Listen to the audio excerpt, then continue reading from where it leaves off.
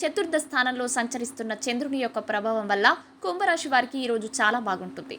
మీ కొరకు మీరు బయటకు వెళ్ళి ఆహ్లాదంగా గడపండి. దీనివల్ల మీ వ్యక్తిత్వంలో అనేక సానుకూల మార్పులు సంభవిస్తాయి. అలాగే మీ జీవిత భాగస్వామి ఈరోజు చెప్పలేనంత మూడ్లో ఉన్నారు. ఈ రోజైన మీ వివాహిక జీవితంలోకెల్లా అత్యుత్తమ రోజుగా మార్చుకోవడానికి మీరు చేయాల్సిందల్లా కేవలం సహాయపడమే. ముఖ్యంగా సమయం చాలా కలిసి వస్తుంది.